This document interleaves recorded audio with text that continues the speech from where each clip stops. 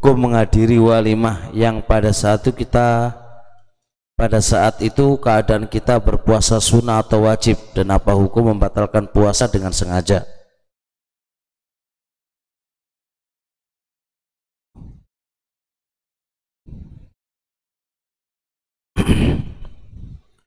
Pertama, kalau itu puasa wajib itu ada dua, adaan wa qodhoan. Baik itu adaan dan atau qodhoan tidak boleh dibatalkan. Pahami, qodhoan atau adaan tidak boleh dibatalkan. Contoh, Anda puasa qodho di bulan Ramadan, qodho untuk bulan Ramadan, lalu Anda diundang. Nah, ketika diundang maka Anda tidak boleh makan walaupun Anda puasa qodho. Yang saya tahu dari Ibnu Qudamah dan yang lain, naqalal ijma', nggak boleh dia mengqadha, nggak boleh dia batalkan, karena puasa qadha itu puasa wajib yang nggak boleh dibatalkan. Mafhum? Adapun kalau puasa sunnah boleh dia batalkan, cuma kalau dia tanya manakah yang lebih afdol, batal ataukah tidak batal. Ini masalah khilafiyah di antara para ulama, ikhwan. Yang kita condongi ini adalah bertabrakan dua maslahah. Maslahah yang pertama adalah Anda puasa, maslahah yang kedua adalah Anda makan. Anda makan dalam artian memuliakan orang yang mengundang, dan dia meminta Anda benar-benar untuk supaya makan, bahkan mungkin dia berkata aku tidaklah masak kecuali karena Anda, gitu kan. Jadi pokoknya begitulah. Maka Anda lihat keadaan yang ada. Kaidah asal berpuasa melanjutkan itu lebih baik. Itu kaidah asal. Karena Anda sudah puasa, maka kaidah asal Anda itu adalah berpuasa. Yang fadil itu berpuasa, mafdul itu adalah berbuka. Tapi kaidah usul fikihnya mafdul qad yakunu fadilah. Yang awalnya kurang afdol, ketika ada koroin dia menjadi lebih afdol. Maka ketika ada koroin yang koroin yang terkumpul pada Anda berbuka, maka Anda berbuka itu lebih afdol selama ada koroinnya. Kalau nggak ada koroinnya, berpuasa aja. Andai kata antum datang nggak datang itu enggak maksudnya apa, enggak beranu lah, enggak berefek kepada yang mengundang antum. Tapi kalau antum memang diajeni orang, dimuliakan oleh orang, dan antum itu diharapkan lah, saya itu masak demi ustadz lah, gimana ustadz itu udah makan begitu. Nah, kalau begitu koroinnya banyak, maka antum berbuka itu lebih afdol. Itu kalau perkara sunnah. Yang kedua, boleh nggak perkara sunnah itu dia batalkan tanpa ada? Boleh nggak dia batalkan perkara sunnah? Kalau dia membatalkan karena udzur nggak apa-apa. Tapi jikalau dia tidak membatalkan karena udzur, maka itu hukumnya makruh. Mau dalil ala hadza?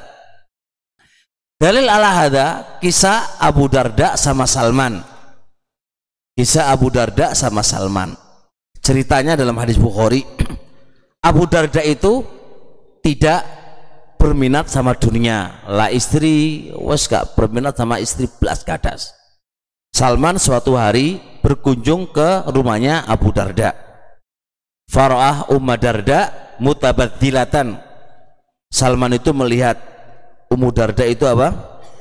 Itu mutabadzilatan, ya tidak berpaes, kayaknya nggak ada semangat hidup gitulah, kayaknya gak mandi nggak apa begitu, pokoknya wis gak mutabadzilatan itu wis nggak ada paesan lah. Perempuan kalau nggak pernah paes kan nggak pernah berdandan gitu, mutabadzilatan. Kemudian nanya, malaki ada apa kamu? Kata dia, akhuka Abu Darda la yuridu dunya. Saudara kamu Abu Darda itu sudah nggak pengen dunia lagi, sudah nggak pengen jima, nggak pengen kubur sama apa begitu kan. Ya wis lah. Maka Salman pun terus nungguin siapa? Nungguin Abu Darda sampai siang hari.